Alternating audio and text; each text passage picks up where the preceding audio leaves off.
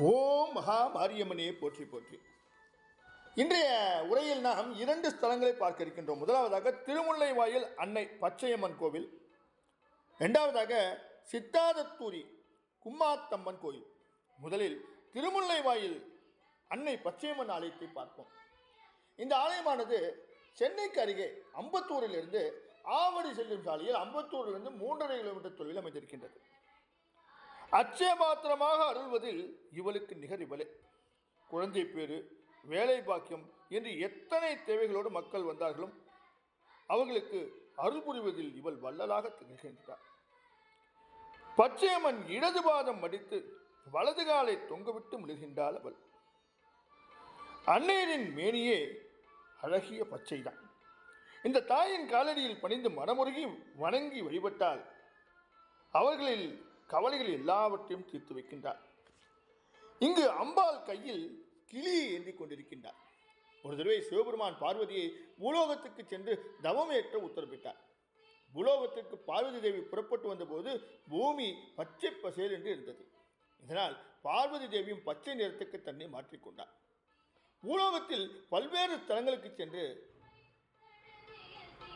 அங்கே தியானங்களை செய்தார்.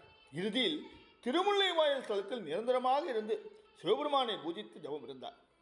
இந்த ஸ்தலம் மிக தொன்மையானது. பல்வேறு பேரரசர்கள் அம்பிகையின் பாதம் பணிந்து நல்லாட்சி புரிந்திருக்கின்றார்கள்.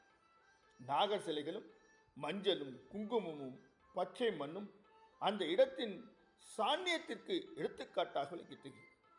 பச்சையம்மனை வேண்டி பிரார்த்தனையாக தொட்டில்களை தொங்குவிடும் பக்தர்கள் ஏராளம் ஏராளம். அம்பிகையும் அவர்கள் வீட்டில் தொட்டில் கட்டி அருளாசி புரிகின்றார்.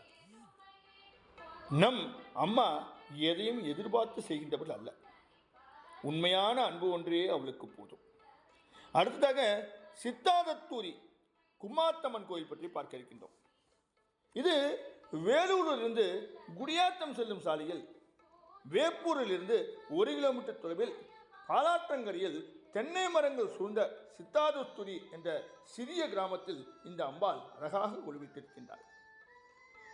குடியை வாட்டும் கும்மாத்தம்மன் அவள். தற்போது உள்ள காலகட்டத்தில் குடிக்காத குடிமகங்களே இல்லை என்று சொல்லலாம். என்னவோ தெரியவில்லை, மக்களுக்கு குடி தரும் போதையில் ஒரு மயக்கம் ஏற்படுகின்றது. இவர்கள் எப்போது தெளிவார்கள்? அம்பாள் துணையுடன் இந்த கெட்ட பழக்கம் முழுவதுமாக மாறிவிடுகின்றது.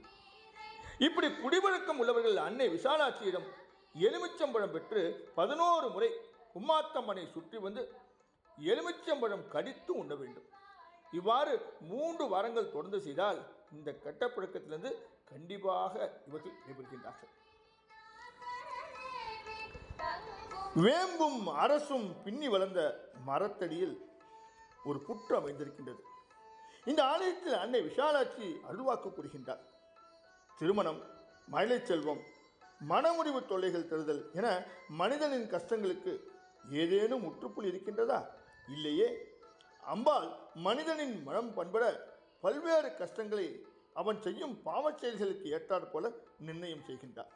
ஆனால் அவளை மனதார வழிபடுவதன் மூலம் அந்த துன்பங்களும் விலகி வருகின்றன. அன்னை விசாலாட்சியிடம் அருள்வாக்கை கேட்டு அங்கு புறப்பரப்பில் உள்ள கருப்பு நிற கல்லில் முதல் வாரம் மேலிருந்து கீழாக மஞ்சள் பூசி 108 குங்கும பொட்டுகள் வைத்து 108 முறை புற்றை வலம் வர வேண்டும். இதன்படியே 2வது வாரமும் செய்ய வேண்டும். 3வது வாரம் கீழிருந்து மேலாக 108 மஞ்சள் பூசி குங்கும பொட்டு வைத்து 108 முறை சுற்ற 4வது வாரம் நமக்கு கைமேல் பலன் கிடைக்கின்றது. நாம் செய்யும் ஒவ்வொரு செயலையும் ஆத்மார்த்தமாக செய்தால் அந்த அம்பாள் நமக்கு கண்டிப்பாக அருள்வார். தொடர்ந்து பல மாரியம்மன் ஆலயங்களை நாம் பார்க்க இருக்கின்றோம். இன்று இந்த 2 ஆலயங்களோடு இந்த உரையை முடித்துக்கொண்டு நாளை உங்களை சந்திக்கின்றேன். ஓம் மகா மாரியம்மனே போற்றி.